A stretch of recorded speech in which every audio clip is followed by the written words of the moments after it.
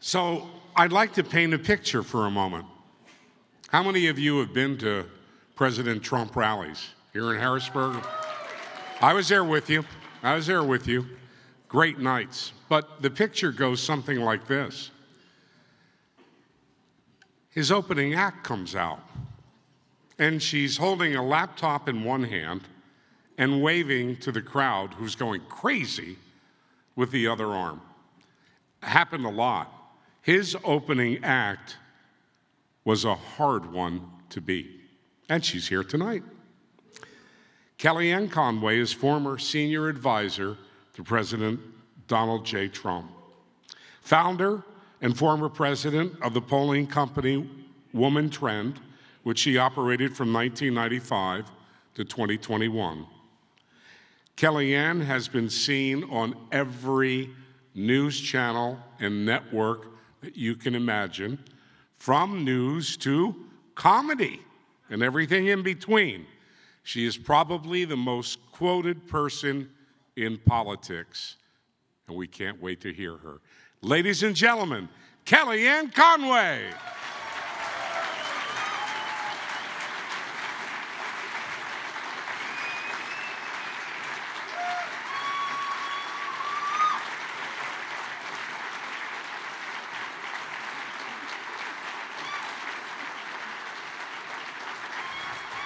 Thank you, RJ. Thank you, Pennsylvania. Thank you, Pennsylvania. Oh, it got so quiet. We're going to have fun tonight, just warning you now. A lot of fun.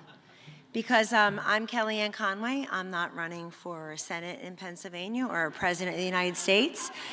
So I'm here to tell you not what you want to hear, but what you need to know.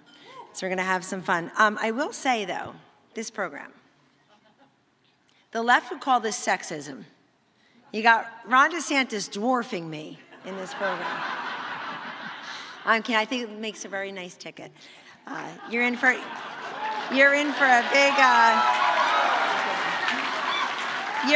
big treat tomorrow with Governor DeSantis, and I'm happy to be his warm-up band, apparently. Ladies and gentlemen, I do want to thank you. It's always great to be in the Keystone State. I was born in Camden, New Jersey. I'm a lifelong diehard, went to the Super Bowl last month, Eagles fan. And there you go. And that's okay. The Steelers had good years too. But I always love coming to Pennsylvania, and RJ really hinted at it. I want to bring you back to November 4th, 2016. And I'm going to start there because my theme tonight is about winning, not whining, and how we're going to do it together all over again. November 4th, 2016, we had a very long day, but it was the third time that week that I was in Pennsylvania, and the election was 4 days later. Why Pennsylvania? I called it our reach state. I was on TV every single day talking about how we were going to win Pennsylvania. I was very transparent about it. I was very open about it and very specific. And they would say, but Kellyanne, usually on Morning Joe, they'd say, but Kellyanne, isn't Pennsylvania Republican fool's gold? Isn't it the girl that got away? Republicans haven't won Pennsylvania presidentially since 1988. I said, that's all true. But what we have found is that the same messages that have helped us to lock up Ohio and Iowa, 2 states Barack Obama carried twice, the same messages that are working there, the same ones that we're working through in North Carolina and a few other places, are resonating in Pennsylvania.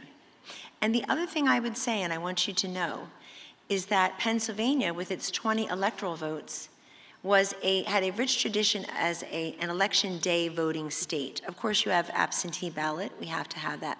But you didn't have a lot of early voting in Pennsylvania. And I knew that because I grew up around Pennsylvania. And I told Mr. Trump when some of these states started slipping away, like New Hampshire and Nevada, Colorado, New Mexico, places we tried to compete.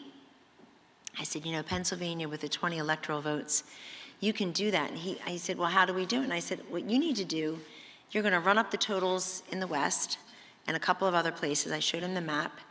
Flipped Luzerne, Erie, Northampton counties. We were very strategic about that. They were 3 of the originally 64 counties in the whole country we focused on. It ended up being 36 by that last week.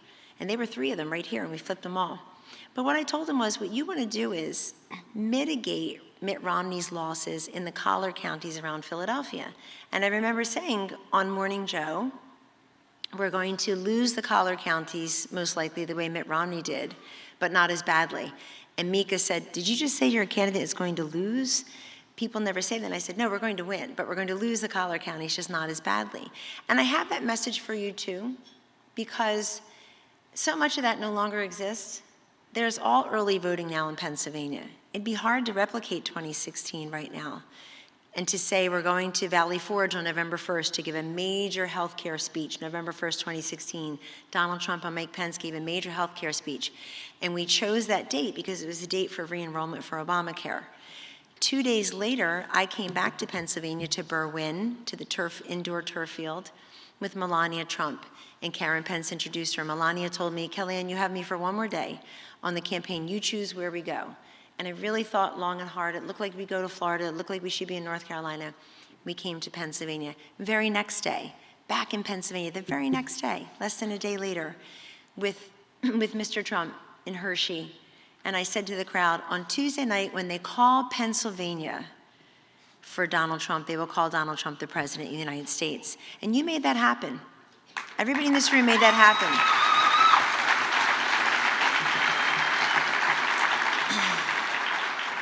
And it can certainly happen again. There's no reason for us to lick our wounds and say, oh, we're now a blue state. We're not a stupid state. So what does that mean? We're a blue state. I don't think so-and-so is electable. I don't think so-and-so could ever win. He can't win. She can't win. Let's not get lazy and give in to this fiction of electability, because we lived with it for decades. And electability presumes I know if you will or won't win weeks, months, years before the votes are cast. And when we talk about who can win and who can't win so long before an election or even during an election, I heard it in 2022 all the time, so-and-so can't win, this one can win. We are robbing we the people of our voice and our choice. And we should not do that. We should never do that. Voters don't ask who can win. That's something political prognosticators do, and pollsters and candidates and the consultants who, more about them in a second, and the consultants and the anchors, they all ask who can win, who can win. Voters don't ask who can win, voters ask who can lead. And their definition of leadership is very, very different. And it's as different as everybody in this room who's starving for good leadership, who are faithful stewards of the freedom agenda. And I came here tonight mainly to thank every single person in this room. I didn't know we'd have so many. It's such a pleasure to see each and every one of you. And it proves the point of why I came here, that you would spend your Friday night here, that you're spending your weekend here at the Pennsylvania Leadership Conference. I came here to thank each and every one of you for showing up, for standing up, for putting up, and for speaking up. You are the best ambassadors we have to push the freedom agenda forward, to broaden it, to deepen it. There are people in your circle of life right now. Can you tell my mom's 100% Italian with the hands?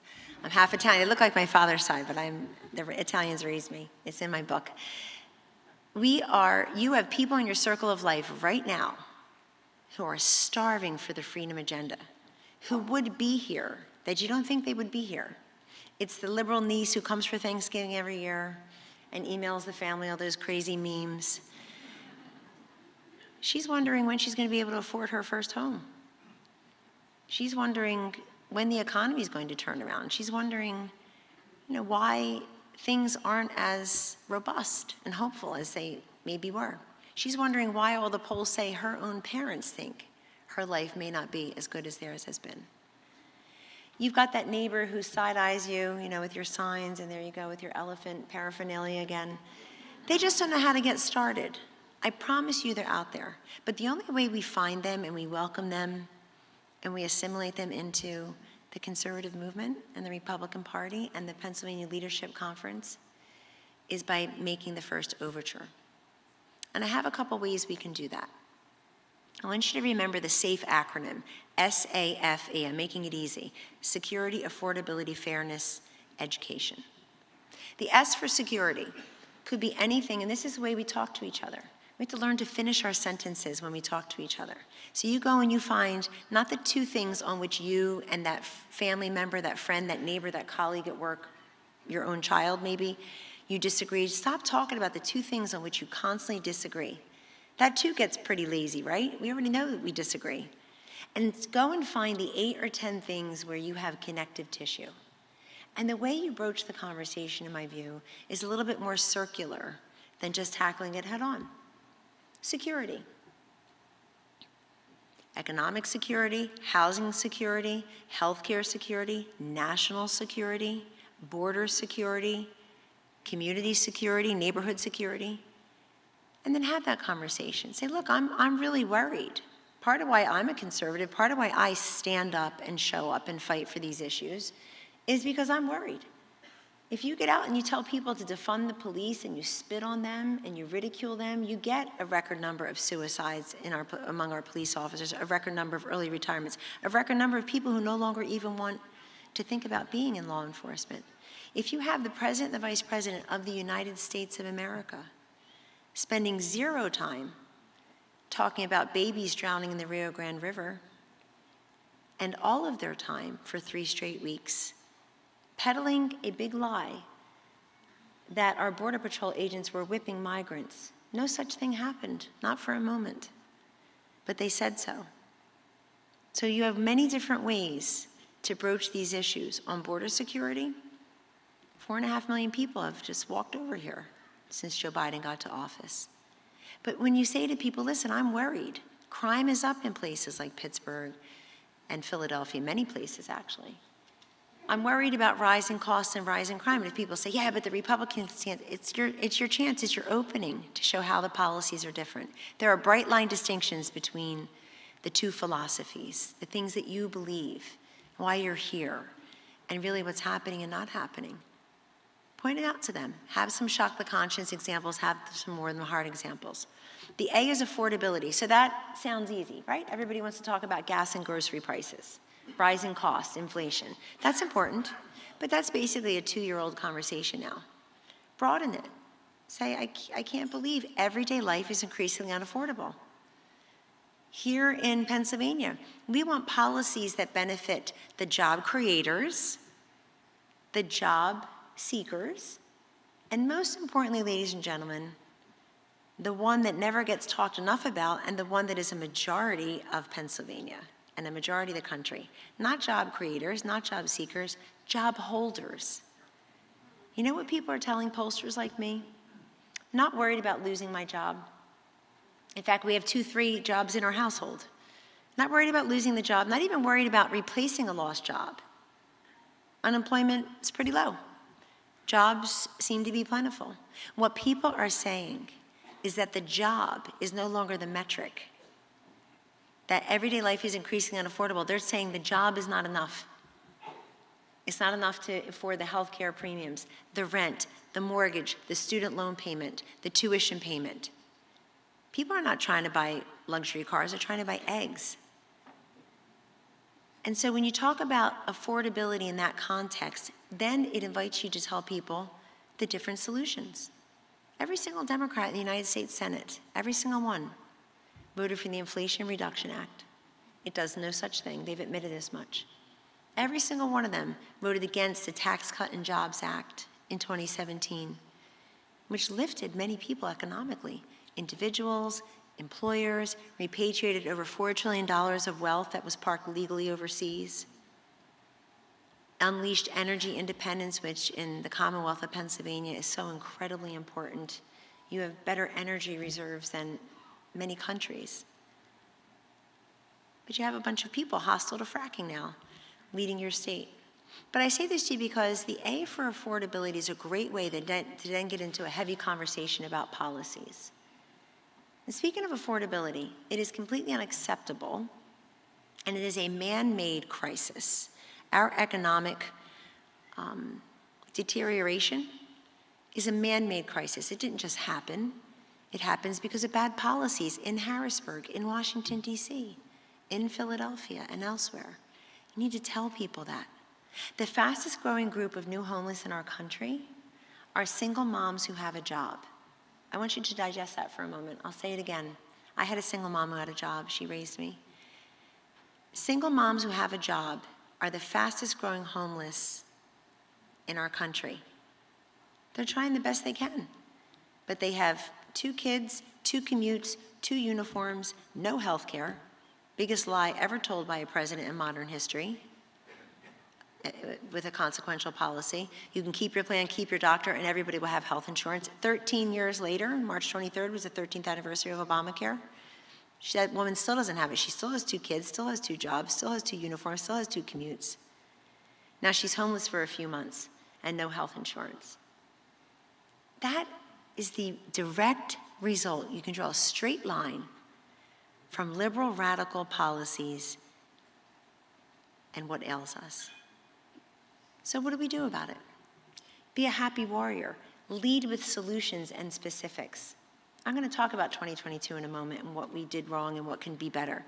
But before I leave it, let me say, if you lead with solutions, you've bought back about 2 minutes of the time you may have with someone, because it's human nature to lead with the problem. I guarantee you, I promise you, everybody already knows the problems. They're already front and center in their minds. You be the person who says to them, look, I just heard they've got a 3-part solution, or I think we could do 4 things, 2 quickly and 2 over time, to really help turn this around, to get back to energy independence, to make sure that our kids have consequential, well-paying jobs that are fulfilling, to make sure our education system actually teaches kids what they need to learn, the basics, the fundamentals. F, this is probably the most important one I will tell you tonight, S-A-F-E, F, fairness. So the left talks about equity, equity, equity, equity, equity. Kamala Harris can vomit the word equity 18 times in 30 seconds. I've seen her do it. Speaking of her, just because I wanted everyone in the room to feel instantly smarter,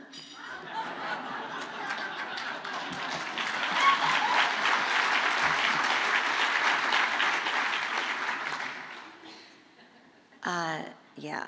So I do have notes. I don't really use them. It's like an open book exam. If I need them, I'll look at them, but I don't want to run out of time. And no, I don't have a teleprompter, and I'm just going to show you. It's like a magic.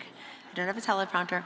I would think about having a teleprompter, except I watch Kamala Harris and Joe Biden battle that sucker every day.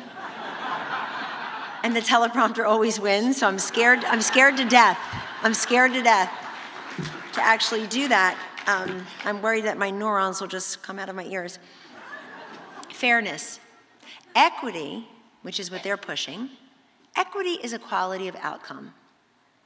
It means that we all have the same, we are the same, nobody has more than the other, everybody gets a life participation trophy.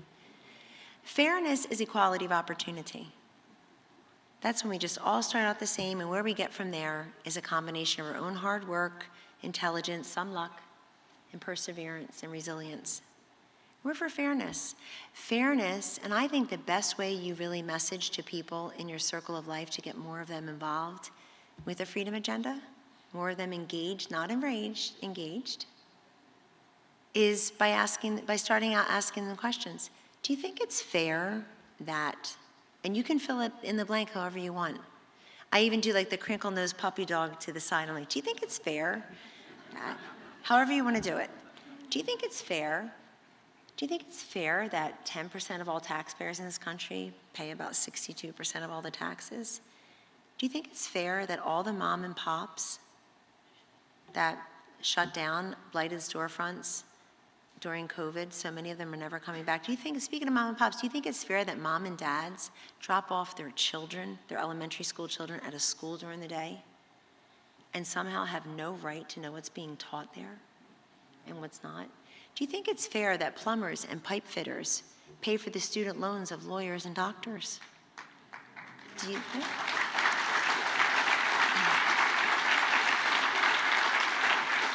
Do you think it's fair that men are playing women's sports? Do you think it's fair that 4.5 million people have crossed over the southern border? By the way, it's not fair to those of us who live here, but I'm going to go a step further. It's not fair to them. Where are they? Where are they? The left is a bunch of bean counters. We have the first this, we have the first that, we have the first this, we have the first that. They just count numbers. We have the first everything. Kamala Harris does make history every day. I got to give her credit. And you're thinking, I know Kellyanne, she's the first female vice president, she's the first female vice president of color. She actually makes history every day because, according to all of the polling, for 2 years now, she is the most unpopular vice president in the history of polling. History. You go, girl. Keep it up. So the 11 scariest words I read every Friday afternoon at 3 p.m. Eastern. Every Friday, without fail. The vice president has nothing on her public schedule this weekend. How is this possible? And to read it again, I said, that looks like last week's. Let me make sure it's the same date, wrong date. The vice president has nothing on her public schedule this weekend. You may think, well, that's good, Kellyanne, because we're good. We're fine with that. Take a sabbatical. I thought about it. She's my neighbor in Washington, right down the street. I thought about it, but I'm actually offended by it. She works for you. You pay her. You're her boss, all of us. And how is everyone in this room, relatives, friends, how is everyone in this room you've ever known who's passed on busier than the Vice President of the United States every weekend? And I can tell you, in working in a White House, which was a complete privilege because this is a beautiful country filled with amazing people. And if you don't love this country, and if you don't think this country's people are amazing and worthy of prosperity and opportunity and fairness and equality, you shouldn't have those jobs. But I will tell you this, the one thing you feel like you're not going to be able to do, the one thing that you're always up against in the White House is that you're going to run out of time. There's just never going to be enough time to do everything, to meet every need, to finish every project, to entertain every issue. So if you think you're going to run out of time and you're spending next to no time solving the nation's considerable problems, you get what we have now. But fairness is key. The E, I could certainly come here anywhere and say the E is ethics, or here in Pennsylvania, the E is energy. But I'm going to stick with the E being education, because it's a nice segue from the fairness component.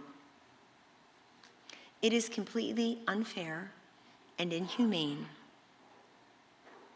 that children are trapped in failing schools all across the Commonwealth of Pennsylvania.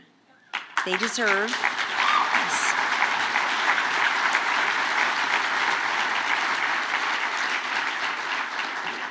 They deserve, talk about fairness, talk about equality of opportunity. Their first right is a right to have a quality, affordable education that's worthy of their humanity and dignity. I saw the report maybe this year or late last year, definitely within the last 6 months. I feel like it was in the New York Times. You know, a judge in Pennsylvania said your funding disparities are all wrong. I was sitting on an airplane reading it, and I was reading about Pennsylvania. I marked it, and I said, I'm going to talk about this when I get to Camp Hill. Tom Wolfe's legacy. Tom Wolfe's legacy. What is his legacy? If you ask me in an elevator, what is his legacy? If I saw him on the street, I'd say, you know what your legacy is, Wolf? Sheep? Here's your legacy. Yes, sheep. Definitely on education. You vetoed multiple times a school choice charter school bill that had passed the House and the Senate in Pennsylvania that would have benefited 50,000 kids who were on the wait list. You know how I know that? Because I had to study up on it and make a recommendation, as I did 4 straight years, make many recommendations as to who our guests would be at the State of the Union in the First Lady's box and who we would highlight policy-wise through the President's remarks. And we invited Janiyah Davis and her mom to the State of the Union, and Janiyah was one of 50,000 plus students on the waiting list for charter schools and school choice. The state legislature, you did your job. You put it on Governor Wolf's desk. He's for education. He loves kids. He's for equity. He's inclusive. He took his veto pen and denied those kids their right to a great education. And we wish we could have done it for all of them, but Janiyah and her mother left Washington with a full scholarship for a school of their choosing. And I want to say something. There's so much difference between the two parties and the two philosophies right now. And I'll tell you, I'm 110% pro-life.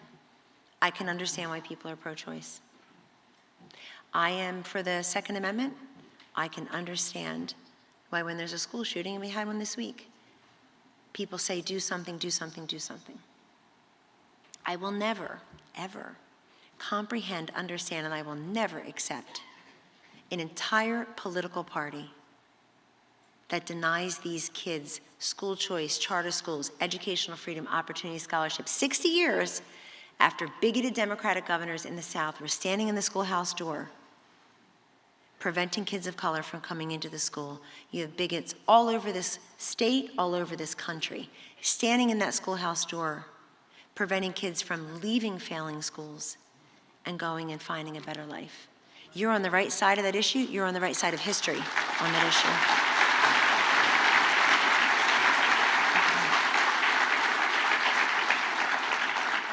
So I'm going to, in the middle of it all, or the core of it all, thank a number of people.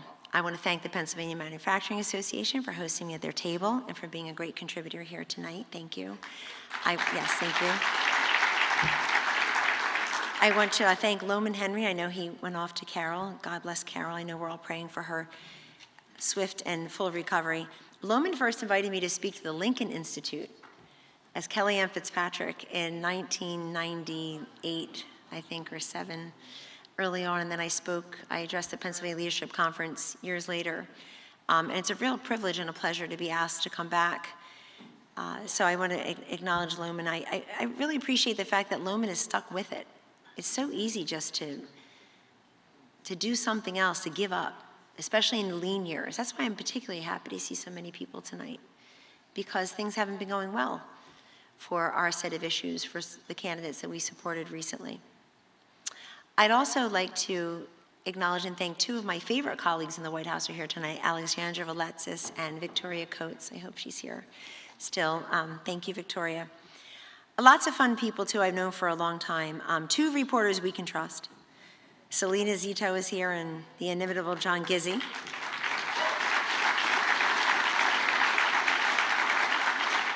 Women I've known for a long time through many public policy battles and communication wars. Ann Marshall and Bernie Comfort are here. They were here earlier. I hope they're here. And my friend, I was with his wife last night in Miami for a different conference. My friend, and a great patriot, has got a terrific new book out called Superpower in Peril. I recommend it as a great read to you. I've been reading it. It's a breezy, I'm pretty much done. It's a breezy read, wherein he weaves in his own personal life story with that of America and what's really facing us. I have to give all of the candidates in the room who have run for office in any cycle, at any level, whether you won or you came up short, an enormous, enormous amount of credit. It takes so much to literally put yourself out there on that ballot, to absorb the slings and arrows. The old proverbial thing, you have to have fire in your belly to run for office, that's still true, but now you have to have bile in your throat too. In addition, and you've done it. And I don't know if he's still here, but Dave McCormick, thank you very much for putting your name on the ballot and running last time.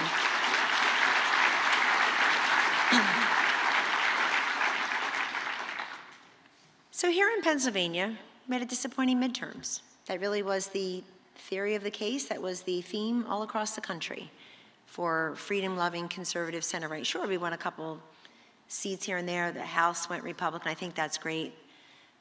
Some ballot initiatives passed in North Carolina, and I say this to you because I know you're facing it now, and I met many of them earlier. These Supreme Court and Superior Court elections in North Carolina, they flipped the Supreme Court, went from 4-3 to 5-2 for the first time in 100 years, and we went down to help out with that. So it can happen. But let me talk to you about 2022 before we move on to 2024 and never learn the right lessons. I like all my battle wounds. I have many. I've learned more from my failures than my successes. I probably had more of them than successes, and I want us to also. 2022, first of all, red wave, red tsunami, all that nonsense was misguided from the beginning for a couple of reasons. Number one, there were simply not enough seats to win to have a red wave. The 62-seat loss from Democrat to Republican in the House of Representatives in 2010 could never happen again. We've gerrymandered and redistricted, both parties have done this, seats where they're not even competitive. I think there were 34 truly competitive seats in 2022, truly competitive. So the idea that you're going to win 70 of them, or as one podcaster said, unfortunately, 100 seats, 100 seats, it's just nonsense. That wasn't even going to happen. Plus, Republicans had already won 14 seats from blue to red in 2020 and did not lose a single incumbent. Let me repeat that. In 2020, Joe Biden gets into the White House, but Republicans win 14 Democratic seats, blue to red, and we didn't lose a single incumbent. It's very hard to do. So we kind of paid forward what should have been 2022 a whole cycle early. Well, good. The other reason is that this election was more transitional than transformative. 2016 was transformative, 1980, 1994, 2010 was transformative for the Democrats. This one was more transitional than transformative. Normally, independents in the Commonwealth of Pennsylvania and all across the country favor the party of power, favor the party out of power by double digits and over 50% independent voters, of which that's the fastest growing group of voters. This time around, we lost independents 49 to 47. In 2010 and 2018, Democrats won independents by double digits. In 2006 and 2018, Democrats won independents by double digits. In 2010 and 2014, Republicans won independents by double digits. But this time we lost them. That's the bad news. The good news is if you look to see who independents are, many are former Democrats. They, like many people in this room, like many people you've met, like Donald Trump, like Mike Pence, like Ronald Reagan, you name them, like Jeff Van Drew, who I just talked to today, who switched parties from Democrat to Republican, represents South Jersey, switched when we were in the White House. First member of Congress to switch from the majority party to the minority party in US history. And he did it during Trump's first impeachment. He said, nobody's talking about manufacturing or NAFEC, in my district, nobody's talking about the veterans.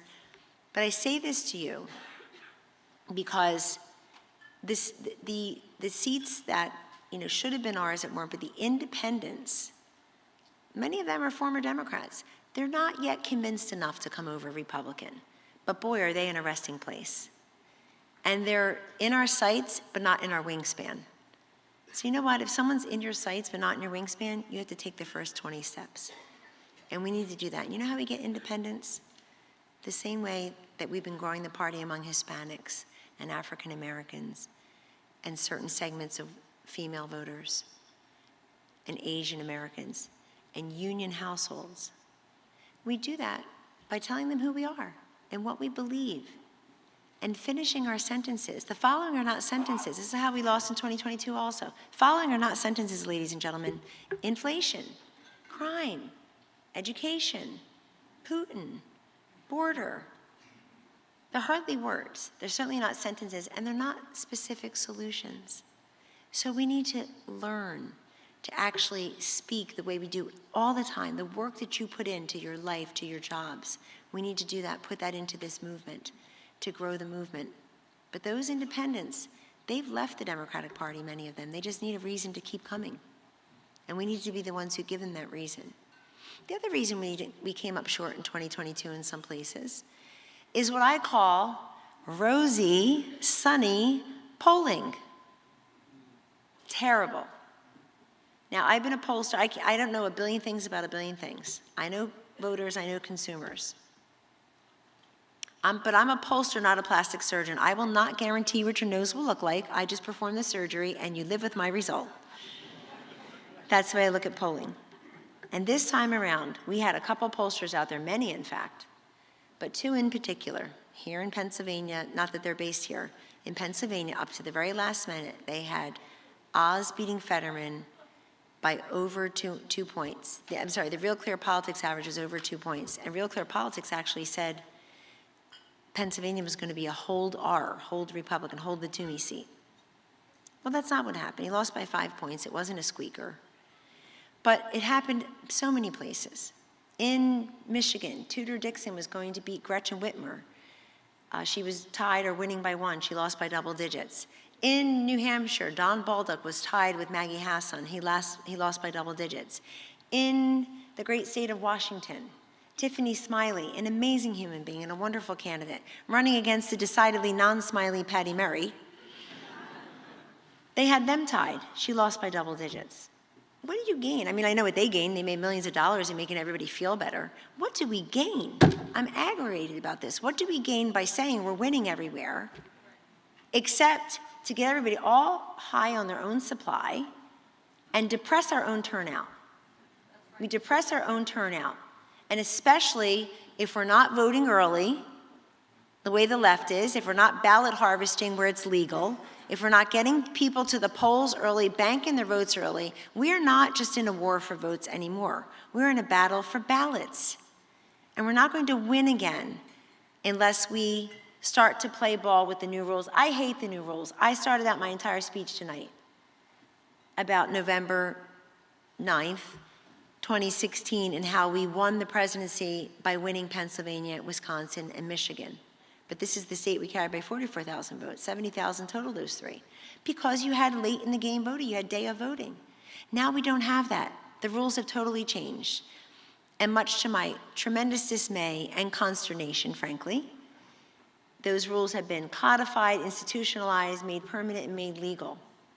If those are the rules, we need to learn, not just to play by them, but to bring other people in, be a resource for those rules, tell people where they can vote, when they can vote, how they can vote. You can't just harumph and say, as I am, I'm old-fashioned, I like to go cast my vote in person. I do, wherever I am in the world, I show up on election day and I go cast my vote. But ladies and gentlemen, John Fetterman beat Mehmet Oz by more than 4-1 in the early vote. 4-1, you can't catch up on one day. You can't. Mehmet Oz did beat John Fetterman on election day, day of vote. It's not going to be enough. We're taking a big chance that Grandpa can get out of the bathroom, let alone the house that day. Can't we just get his vote in October? We can do this.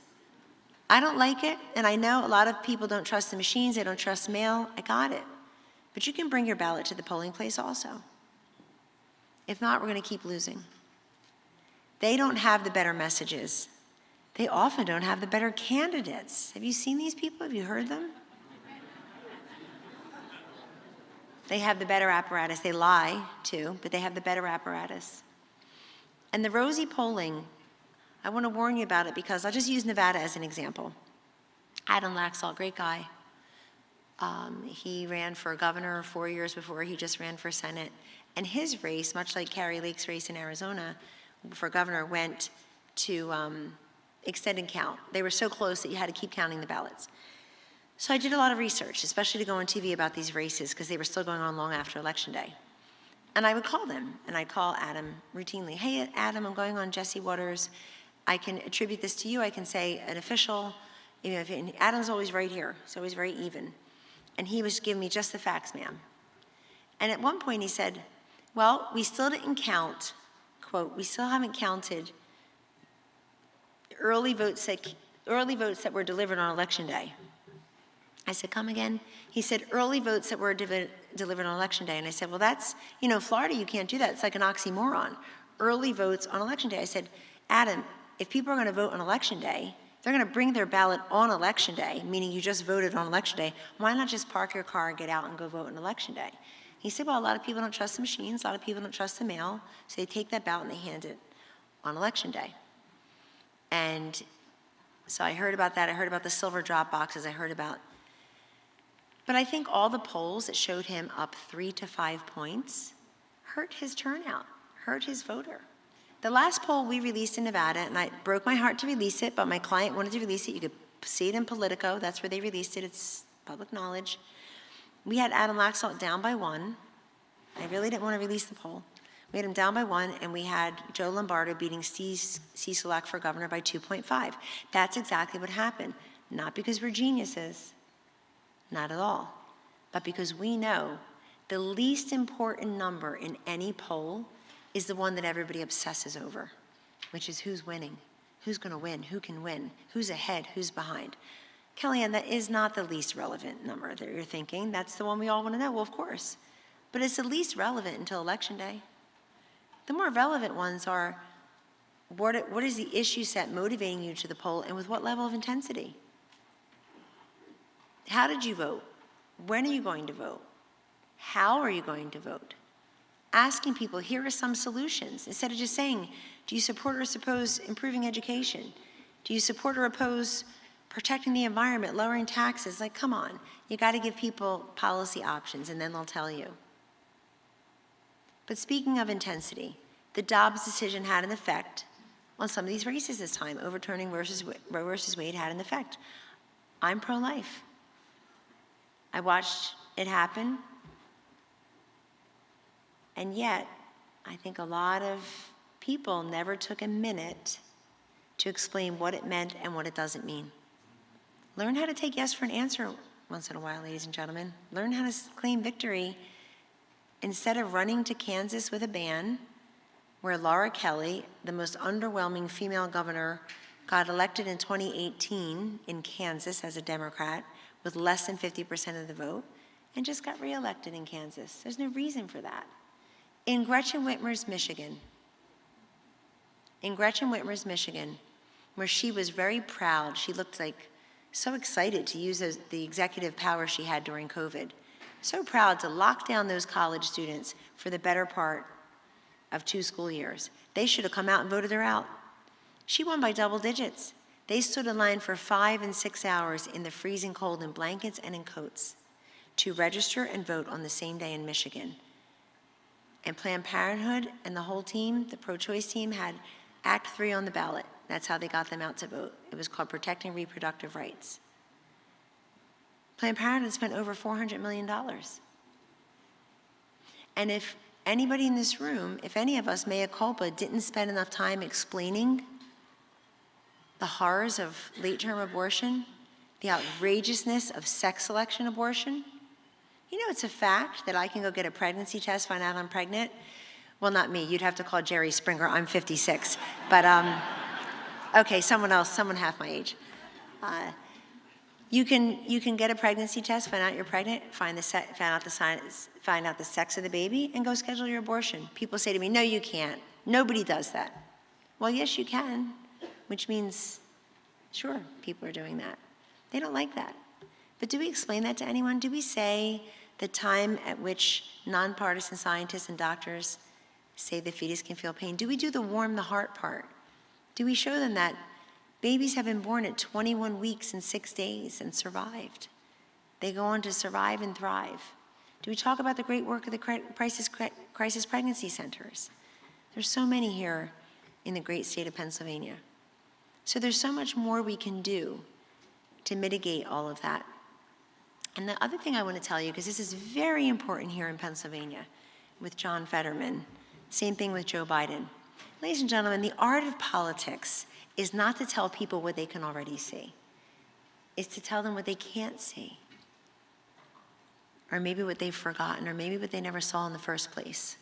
So when I think of Joe Biden, I don't see a guy battling the teleprompter, shaking hands with the air, as odd as that is, mumbling, bumbling, stumbling. I got it. We're watching the nation's economy and the nation's president crumble before our eyes. I got it.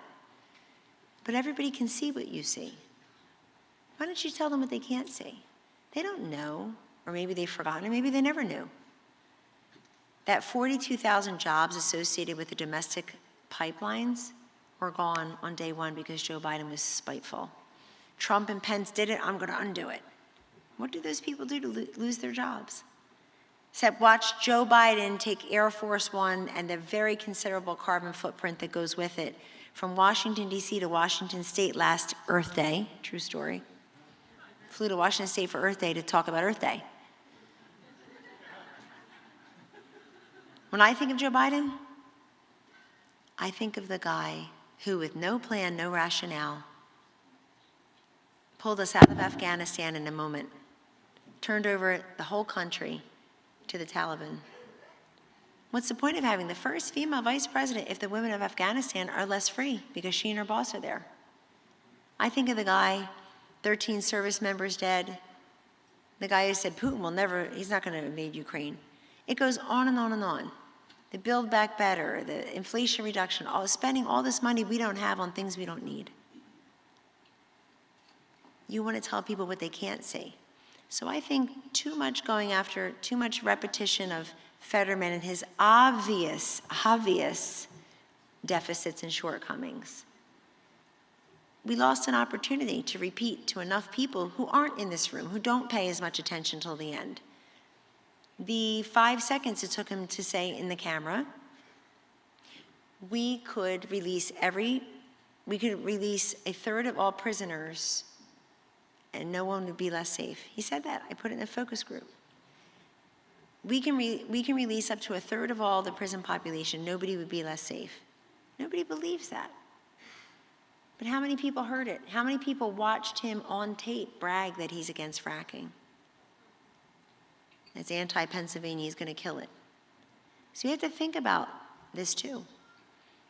I like the fact that Ron DeSantis, Mike Pence, Mike Pompeo, Nikki Haley, Donald Trump, I like the fact they all went and campaigned for candidates, endorsed candidates, campaigned for candidates in 2020. Doesn't mean 2022. Doesn't mean I agreed with all the endorsements. I certainly didn't. But that's okay because you know what? I like competition. I like competition in the speaker's race where Kevin McCarthy had to go through 15 ballots. He'll be a better speaker. They're already getting a lot of stuff done.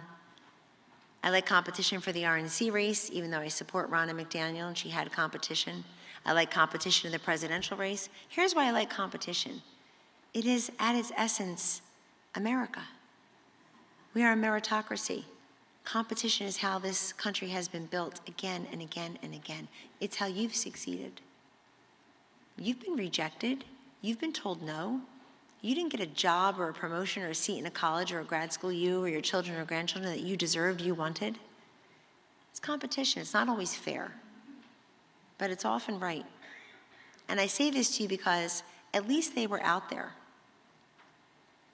Joe Biden wasn't allowed to campaign. Nobody wanted him. Kamala Harris, they flew her to California twice. That's called a weekend at home. Nobody wanted her to campaign with them. Go find me 5 Democratic female Senate candidates or governor candidates that asked Kamala Harris or Hillary Clinton to campaign with them. And we're worried about them. They sent Joe Biden to Union Station. Anybody ever been to Washington, D.C.? Union Station is not a swing state. It is not a new congressional district. It is a train depot. And they sent the President of the United States to campaign in a train depot. Folks, I like our chances. Sometimes it just takes a little bit longer for it to come to fruition. But I like it. And, you know, when Kevin McCarthy was going through all those ballots and the whole RNC thing, and I was there for both. And now it's, oh, you know, I don't want all these people running for president. Why are they doing that? The Democrats are so unified. I want unity like the Democrats. Everybody hear that? Everybody always hear that? The Democrats are so unified. They stick with their own. They're so unified. They don't have unity. They have unanimity. And that doesn't interest me at all. They have unanimity. Every single Democrat voted for the Inflation Reduction Act. Every single Democrat voted against Amy Coney Barrett for Supreme Court. Every single Democrat. This woman who went before the United States Senate for her confirmation with no notes, no net, and did a heck of a lot better job than most of the Senate's grilling her and being rude to their guest. Not one looked at her and said, wow, she's already a federal judge. She's on the 7th Circuit. She's a professor at Notre Dame. She has 7 kids. Hello. I mean, the idea she can get out of the house every morning, I think she should be on the Supreme Court. Good God.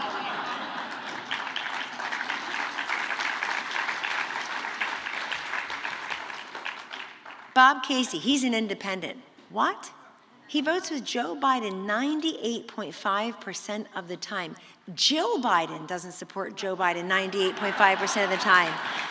Your joke of a senator, Bob Casey needs to be forced to do this next time what not enough Democratic candidates were forced to do last time, which is to eat and own every single failing and flailing and policy of Joe Biden and the Democrats. He needs to eat them. I don't want to hear he's moderate.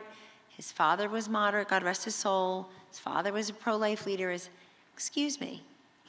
The guy votes right along. He's a lemming. He's a radical. He's spending your money. And he just hides. Nobody's ever really put him to the test. I know there were a couple of candidates here and there who spent some money. I know the rosy polling said it was closer than it was. Is this starting to sound familiar to you? I call it staph infection. And just so we're clear, I'm jealous of exactly, let me tell you how many of them I'm jealous of. 0. I have the brass ring in my mouth, and I just think that our candidates often lose and our consultants always win, and then they just disappear. They blame the candidates of all things. Like, you can give the money back now. Some people just fail upwards. They have a losing cycle and they're hired again. We do all the races here in Pennsylvania. No shit. I know, I noticed. Maybe that should stop. Anyhow, ladies and gentlemen, I'm all about winning, not whining. And the way we do it, we've already talked about some of it tonight. But the way we do it, oh, and speaking of the unanimity, I wanted to tell you one more. Hakeem Jeffries, so Kevin McCarthy, 15 ballots to become Speaker. Hakeem Jeffries won every single Democratic vote every single time in all 15 ballots. Oh, they're unified. That's unanimity. I mean, it was 3 o'clock in the morning at some point. Not one Democrat's delusional enough to say, Mickey Mouse, me, microphone. I mean, they just will not color outside the lines. They just will not deviate from what they're told to do. I think about that. They're for diversity and inclusion unless it comes to their votes on policy, for speaker, for leader.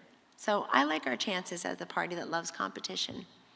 2024, I get asked a lot about it. You'll have Governor DeSantis here tomorrow. Let me first go through a couple things with you to tell you why a Republican should win in 2024. And you're saying, well, not only any Republican, Kellyanne, it has to be Trump, it has to be DeSantis, it has to be a woman, it has to be this, it has to be that. Let me broaden it out for you. So as you know, and he'll be tomorrow, Governor DeSantis barely won in 2018 and turned around and won Florida by 19 percentage points by 1.5 million votes and improved his margin in pretty much every county. Really remarkable.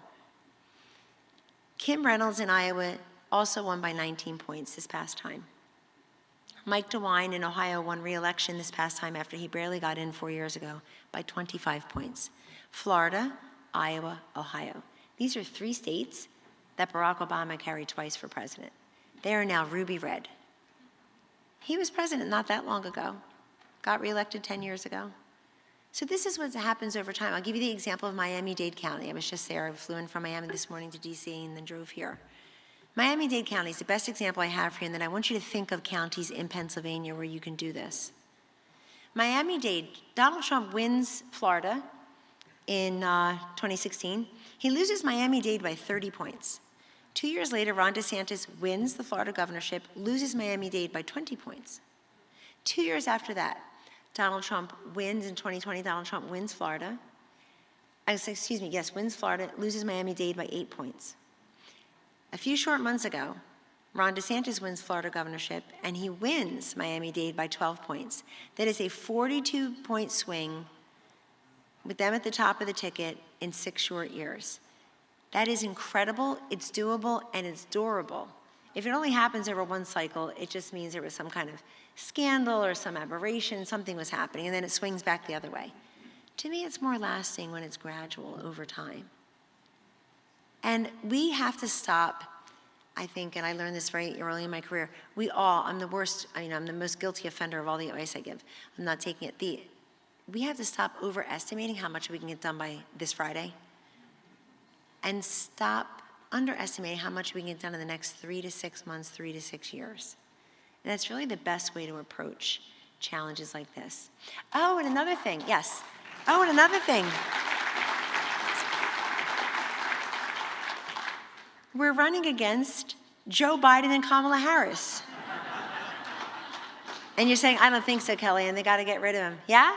And who's going to be there? Time to go, Joe. First sitting president since 1968, LBJ, is just going to walk away from re-election. It is very hard to dislodge a sitting president, very hard. They have many advantages, many accoutrements of being there. And listen, if you're Joe Biden, you know, you're sitting there saying he doesn't know what's going on. I can tell you one thing, he definitely doesn't know how unpopular he is. He definitely doesn't realize, because they've been bragging since the election results, the election that he wasn't allowed to participate in, they've all been bragging that he had the best midterm outcome of any president in 62 years. And every time they say that, instead of me harumphing and getting upset or downtrodden, I say, good, keep saying that. He had the best midterm in 62 years, he who couldn't campaign in the midterms. Biden and Harris are going to have to campaign more. We're going to have to see more of them when the names on the ballot are Biden and Harris. They're not going to be able to escape it. And I have to say, and Pete Buttigieg ruined himself. It looks like he has a Halloween costume on in East Palestine, Ohio. The man speaks 8 languages, none of which make any sense to most people who are just trying to figure out what the heck's going on. First ground hold of all airplanes. Alex and I got stuck in Little Rock that morning. We had been there for Sarah Huckabee Sanders' inauguration. I vote and live in blue states, so I just go to my friends' inaugurations. But first full ground stop of all domestic aircraft since 9/11, when Pete Buttigieg was 19 years old. I looked it up. So to stop saying he doesn't have any experience, he's got a lot of experience at this point. He's got that, he's got the supply chain crisis, he has Southwest Airlines over Christmas time, he has the baby formula crisis, he's got a ton of experience. But he's not, nobody looks at Pete Buttigieg and says, next commander-in-chief. So who do they have? They're talking about J.B. Pritzker, Gavin Newsom. They don't have anybody. It's gonna be, if Biden and Harris, I wanna say to all of you what my very sweet, favorite person in the world, Italian grandmother, always said to us, aspetta, meaning, don't ever say the word, we can't win, again. Don't ever talk about electability again. What we should be saying is, of course we can beat Joe Biden and Kamala Harris, and here's how. Who would possibly vote for them? And the country's already there. You know, independents left Joe Biden after Afghanistan. He's never recovered them to this moment. The latest poll, his approval rating among independents is 35%. His approval rating among everyone on the economy is 31%. It's the #1 issue. Border security, 33%. So what are we arguing? Like, I don't know if we can beat them. I don't know if we can beat them. The Democratic Party brags about what? And they bragged about it in 2020. We are the party of diversity, equity, inclusion. What did they have in 2020? I mean, they had a candidate that represented everything and everyone. They had a black woman in Kamala Harris, African-American man in Cory Booker, Hispanic man, that was not Beto O'Rourke, that was Castro, King Castro. They had an American Samoan, that was Tulsi Gabbard, not Elizabeth Warren, by the way. Speaking of Elizabeth Warren, they had a female socialist, they had a male socialist, first openly gay mayor, got really far in the I think he was like in the top 5 in the end. They had a guy from the Navy, served in Iraq, South Melton. They all ran for president. And then Michael Bloomberg looked at it and said, you know what you're really missing? Somebody has spent a couple $1 billion to make a fool out of himself, so I'll run too. And he got on the stage. And this party, that's all about youth and energy and diversity and the future, nominated this straight, old, rich, white liberal guy who's been in Washington for 50 years. I like our chances. Our bench is full. Our policies are right. It takes a while sometimes for people to understand that and come along, and it's really up to each and every one of us. I mean, I'm sure you're dying to know what I think about Trump DeSantis. I talk about this routinely. I've been in Florida for the last couple of days. I'm very glad that they're both Republican leaders, definitely. I can make the case for either one of them very easily. But you know who will make the case? The people will make the case. The reason that Donald Trump is pulling away in the polls right now in the Republican primary electorate, I think it's for a few reasons. But mostly, it's because people in this country in the Republican primary electorate are saying, you know what? If I need to hire someone to do a job, I want someone to mow my lawn. I want someone to be in the C-suite in my company. I'm going to hire someone mid-level as an analyst.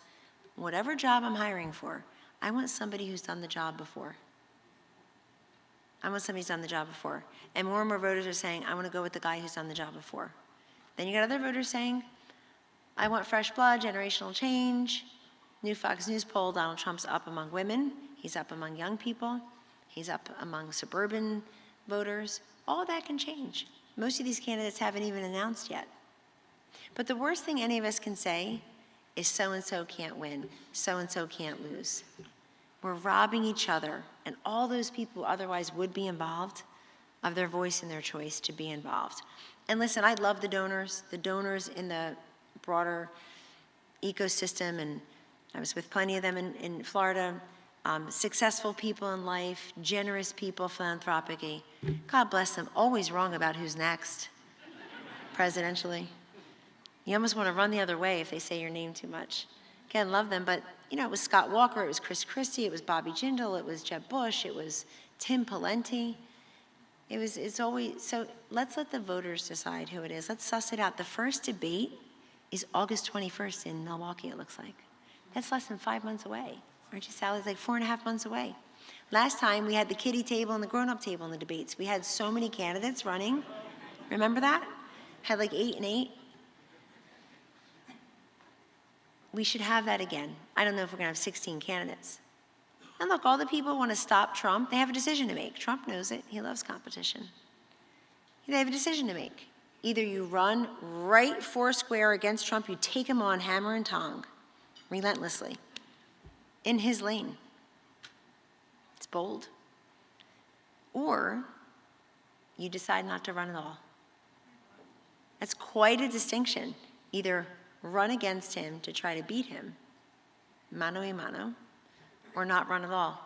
Not run at all because the more crowded the primary, the more likely it is President Trump would be the nominee, who still is the odds-on favorite according to everybody's polling. So I think Nikki Haley, who just went down in that Fox News poll, I think she did a smart thing by going second. We have 3 announced candidates: Donald Trump, Nikki Haley, Vivek Ramaswamy. Joe Biden hasn't even announced yet. But Nikki was smart to go second because she can basically say to those who think they're going to go 6th, 7th, and 8th, nope, too late, pal. Because if it's 6th, 7th, and 8th, it'll be crowded again, and some of these are winner take all.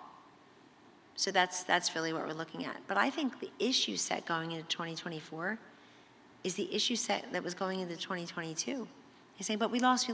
Again, we have to explain our solutions. In the top 10, I have it right here, I carried it around with me. Here's Pennsylvania at the top. In the top 10 swing states for Senate, the top 10 competitive races for United States Senate in 2022. Of course, Pennsylvania's top of the list. Among independent voters who had a somewhat unfavorable view of Joe Biden, not strongly unfavorable, which is most of them. About 41% had a strongly unfavorable view of Joe Biden. 10% had a somewhat unfavorable view of Joe Biden.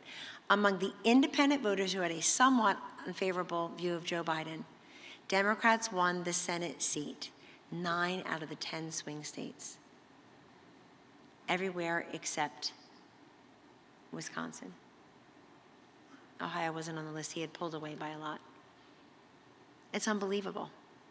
So it also tells you, too, people could be unfavorable towards Joe Biden, but if we don't finish the equation by saying, look, you're kind of unfavorable toward him, but did you realize everything he's done to the economy, the energy, education? That's what we need to do to be able to win. All these roads go through Electoral College. Pennsylvania, I think we could have it 2016 all over again in 2024, so long as the candidates are willing to come here and connect with the people and take on energy as a major issue and look those workers in the eye and tell people in construction, in mining, in manufacturing, in welding, in energy, I'm for you. I'm for you. I want you to be for me because I'm for you. We need candidates to put it out there. Another thing in 2024 is that I think we should play it a little cool. Keep being underestimated. I thought there was a lot of ego and prognostication this time in 2022. I think be understated and call them out. Force those debates. It is completely unacceptable that nearly 600,000 votes were cast for United States Senate in Pennsylvania before Oz and Fetterman had that debate. It's totally unacceptable because people use the debates to make their decisions. They absolutely do. So we need more of that. The best thing you can do is have a 7-second version, a 70-second version, a 7-minute version. Why? I show up. I put up. I speak up. I stand up for what I believe. That's how you get more people involved. A couple more people I wanted to acknowledge. Congressman Keith, I see you're on my phone. Keith Rothkus and Jeff Lord, I see you. And I really wanted to congratulate, come on, one more round of applause for the Pennsylvania Federation of Republican Women, 100 years old.